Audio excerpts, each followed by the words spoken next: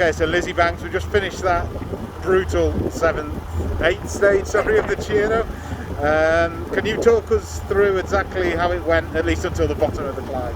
Yeah, so started off with a 3-kilometre climb straight out of neutral, and everybody wanted to be in the front because we knew that after about a 7k descent there was going to be a really long 15-kilometre section of strong crosswinds. You go through a town, you come back, and again you've got really strong crosswinds, really wide and open.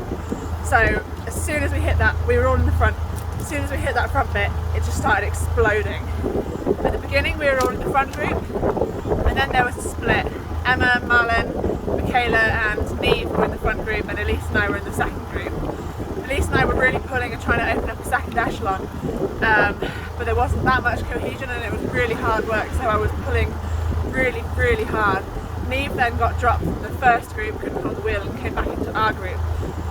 Then we went through the town, we were still chasing. It wasn't a big gap, but it was just, you know, solid.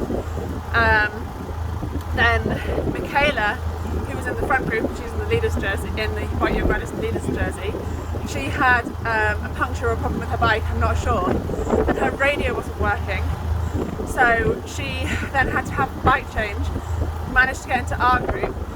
Emma and Marlon, who were in the front, told to stop, came back to our group, and we just worked absolutely full gas. And then to bring, obviously we brought other people with us, but the main thing was that we brought Michaela back to that front group. The race had exploded at this point as well, you know. Ashley Moulman was in the third echelon on the road, so you know there was big GC riders way back, so it was a really critical time and a really stressful time, and we used a lot of energy there. And then actually that third group came back just as we were hitting a climb, but it was still crosswind, so it was still really difficult.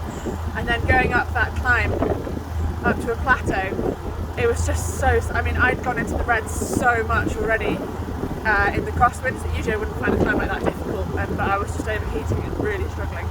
But we stayed together.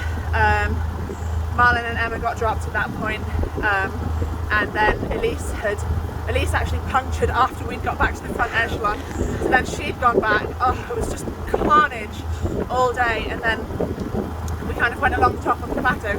Oh yeah, the other thing was Michaela had a problem with her bike, and her saddle on her spare bike, her saddle was slightly lower, so we were trying to change the bike but we couldn't, and eventually once we got to the plateau she could go back to the car and the mechanic could lift up the saddle out the car window, and her radio wasn't working. I already said that, I think. So then there's a really long descent, and some dangerous bits, but a brake had gone at this point. The brake actually went on the climb after the crosswind, so that was good because it settled things a bit, so nobody was taking risks on the descent, because otherwise it might have been a descent where Elisa may have been hacked or something. So then we all knew the last climb, 3.4 kilometres at 12%, so it was pretty savage, and you came from a really big wide road into a narrow left-hand turn. So my job there was to just get Michaela through that turn first, but to add complication to it, just as we were coming into it, Lisa Brenau, who was in the brake, needed a bike change, so then WNT's car stopped on the right hand side, so we all just had to go around it, which was actually perfect for us because we were on the right hand side. I then brought Michaela round, and we caught the brake as we were going around the corner, but I managed to deliver Mickey into the group, into the climb first, so she was in the best position she could be, and then from then the race just exploded. Michaela came third, so that's really awesome for us.